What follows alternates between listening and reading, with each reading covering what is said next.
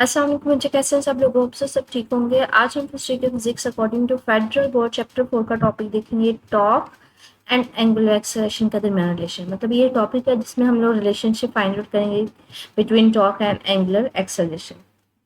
अब हमारे पास उसके लिए सबसे पहले तो हम लोग ये करना चाह रहे हैं, कहते हैं अब वो ये बता रहे हैं कि हम लोग टॉर्क और एंगुलर एक्सेलरेशन के दरमियान रिलेशनशिप देखेंगे। जैसे हम लोग देखते हैं ना अभी तक, न्यूटन सेकंड लॉ के अकॉर्डिंगली हम फोर्स और एक्सेलरेशन के दरमियान रिलेशन देखते हैं।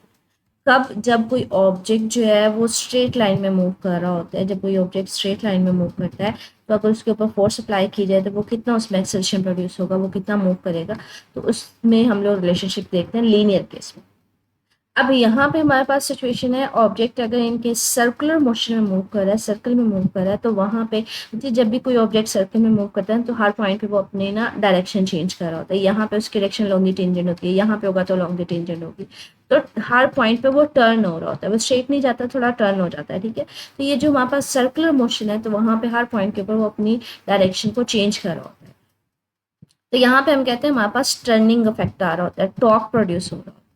टॉप के दरमियान और हम लोग रिलेशन देखना चाह रहे हैं, तो ये सर्कल में मूव कर रहे हैं ना, तो फिर हमारे पास एंगुलर मोशन है। तो एंगुलर मोशन के लिए आप एक्सेलरेशन कौन सा लेंगे? एंगुलर एक्सेलरेशन लेंगे, अल्फा। ठीक है, तो हम बेसिकली इनके दरमियान रिलेशनशिप देखना चाह रहे हैं, डायरेक्ट है क्या है, इनवर्स एंड सो ऑन। तो रिलेशनशिप देखना चाह रहे हैं बिटवीन टॉर्क कि अगर वो रोटेट कर रहा है, रोटेशनल मोशन के टर्निंग इफेक्ट होता है ना, टॉर्क हमारे पास होता है क्या है, रोटेशन में जब भी कोई ऑब्जेक्ट जो रोटेट कर रहा होता है तो वहाँ पे जो टर्निंग इफेक्ट होता है फोर्स का, फोर्स की वजह से जो ऑब्जेक्ट जो है वो रोटेट कर रहा होता है, उसको टॉर्क कहते हैं। और अगर रोटेशनल मोशन है तो यहाँ पे फिर एक्सेलरेशन नहीं होगा, एंगुलर एक्सेलरेशन होगा। तो उनके दरमियान हम रिलेशनशिप देखना चाह रहे हैं। तो देखते हैं क्या हमारे पास रिलेशनशिप आता है। कहते हैं सपोज करें कि हमारे पास पहले तो सबसे पहले हम लोगों ने एक सिचुएशन कंसीडर की हुई है। कहते हैं सपोज करें हमारे पास एक ऑब्जेक्ट है, पॉइंट मैस है, वो एक सर्कल में जिसका रेडियस जो है वो सेंटर से डिस्टेंस जो है वो आर है। रेडियस बच्चे कहते हैं सेंटर से लेके एंड पॉइंट तक किसी यहाँ से यहाँ तक का डिस्टेंस होगा, यहाँ से यहाँ तक का डिस्टेंस होगा।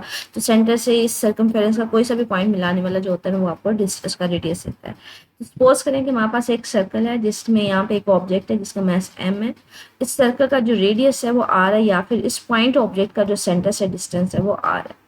ठीक है, अब सेंटर के अराउंड हम इसको कह रहे हैं, हमारे पास इसको एक्सिस ऑफ रोटेशन भी हमने माना हुआ है कि ये जो ऑब्जेक्ट है वो सेंटर के अराउंड जो है वो रोटेट करेगा। तो हम कहेंगे इसको axis of rotation. Axis of rotation बच्चे उसको बोलते हैं जिसके अराउंड जो है कोई भी ऑब्जेक्ट जो होता है वो रोटेट कर रहा होता है। ठीक है, तो ये पॉइंट फिक्स रहेगा, इसके अराउंड जो है ये रोटेट करेगा।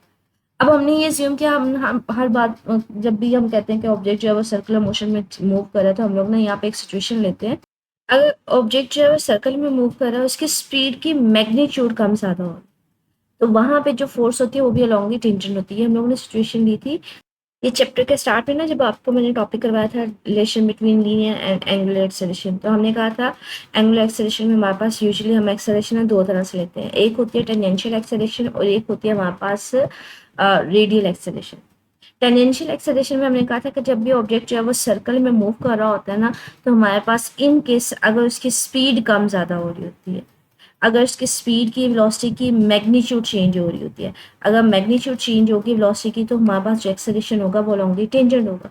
जिस डायरेक्शन में फिर अगर एक्सेलरेशन है तो उस डायरेक्शन में फोर्स भी तो आएगी ना। फोर्स हमारे पास होती है क्या है, force F is equal to M में होती है। तो हमारे पास अगर टेंजेंशियल एक्सेलरेशन आ रहा है तो हमारे पास उस डायरेक्शन में फिर फोर्स भी होगी। ये हम लोग मोस्ट कॉमनली ये बात करते हैं ना कि बच्चे अगर यहाँ पे अलोंग दिस सर्कल उसकी स्पीड की मैग्नीट्यूड चेंज होगी, तो अगर इस सेक्शन में अलोंग दी टेंजेंट फिर उसका एक्सेलरेशन है तो उस सेक्शन में फोर्स भी होगी। तो टेंजेंशियल फोर्स हमारे पास होती है, लेकिन किसकी वजह से? अगर उसकी मैग्नीट्यूड चेंज हो रही हो। ठीक है, तो लेट्स से सही मेरे पास टेंजेंशियल एक्स फोर्स है जो एक्ट कर रही है अलोंग दी टेंजेंट। अब मेरे पास ये डिस्टेंस आ रहा है। ठीक है, आपके पास यहाँ पे हम लोग टॉर्क को डिफाइन कैसे करते हैं? टॉर्क हमारे पास डिफाइंड होता है, टॉर्क इज डिफाइंड, टॉर्क हमारे पास वेक्टर क्वांटिटी होती है।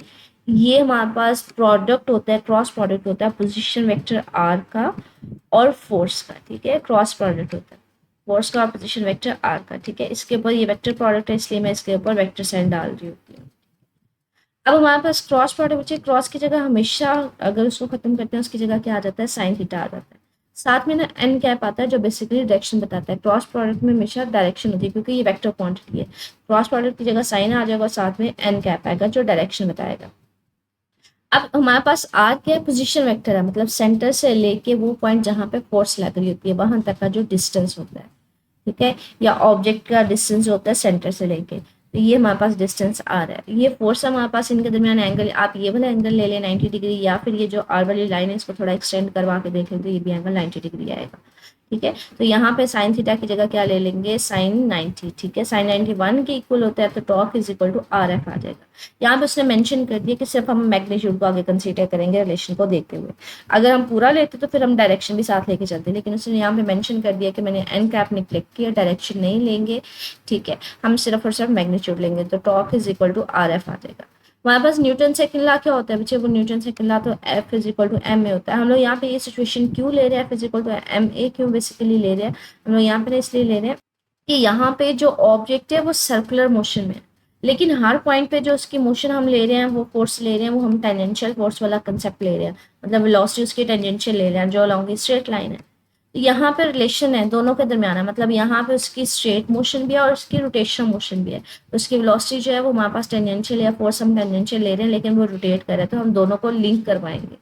हमने न्यूटन सेकंड लॉ अप्लाई कर दिया फिजिकल टू एम में, यहाँ पे हम फोर्स की जगह फिजिकल टू एम में लेंगे, लेकिन एक्सेलेरेशन हम सिंपल नहीं लेंगे, यहाँ पे हम लोग एक्सेलेरेशन लेंगे उसकी एंगुलर एक्सेलेरेशन, क्योंकि वो रोटेशनल मोशन दे रहा है, वो तो सर्कुलर में रोटेट कर रहा है।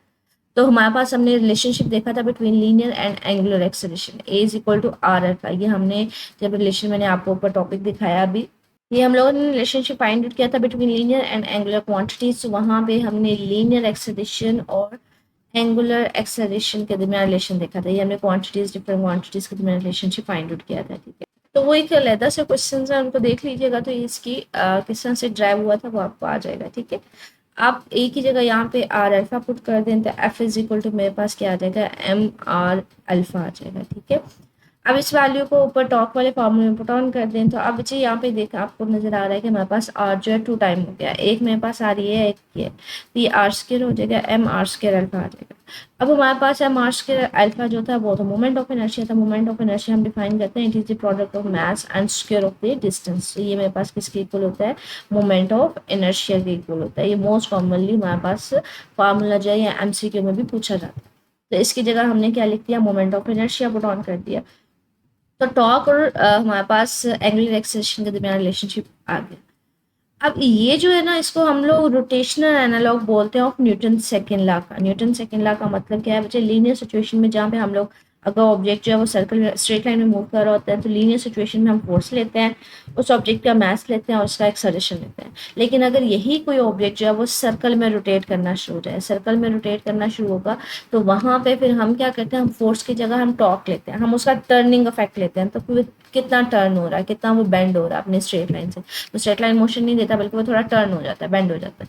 वो जो हमारे पास उसकी इस तरह से रोटेशन है, टर्निंग इफेक्ट है हर पॉइंट के ऊपर, उसकी जगह हम लोग फिर फोर्स के साथ वहाँ पे उसको रिप्लेस करवा देते हैं टॉर्क के साथ। मैस की बजाय फिर हम क्या लेते हैं, उसका मोमेंट ऑफ इनर्शिया, क्योंकि हमने सिर्फ और सिर्फ इसका मैस नहीं देखना, हमने उसका सेंटर से डिस्टेंस भी देखना है, तो फिर हम लोग रोटेशनल में मैस की बजाय वहाँ पे क्या लेते हैं, उसका moment of inertia. Moment of inertia में आप उसका डिस्टेंस भी ले रहे होते हैं सेंटर से, और अल्फा यहाँ पे हम लोग स्ट्रेट लाइन में तो उसका सिंपली लीनियर एक्सेलरेशन लेते हैं, लेकिन एंगुलर में उसका लीनियर एक्सेलरेशन नहीं लेंगे, एंगुलर में उसका रोटेशनल एक्सेलरेशन लेंगे, एंगुलर एक्सेलरेशन लेंगे, ठीक है। तो यहाँ पे ये कह रहा है कि हमारे पास पहली बात की इसको डिफाइन किया जाता है, टॉर्क को पहले अभी तक हम यही पढ़ते आ रहे थे, टॉर्क हमारे पास क्या होता है, क्रॉस प्रोडक्ट होता है किसका, आर का, पोजीशन वेक्टर आर का, और दूसरा हमारे पास फोर्स का। तो ये अभी तक हम इसकी डेफिनेशन 9th क्लास से पढ़ते आ रहे हैं। कहते हैं यहाँ पे उसकी एक और नई डेफिनेशन हमारे पास आ गई, that is it is the product of moment of inertia and angular acceleration. तो एक तो डेफिनेशन ऑलरेडी हम 9th क्लास में पढ़ते आ रहे हैं, एक हमारे पास आ गई,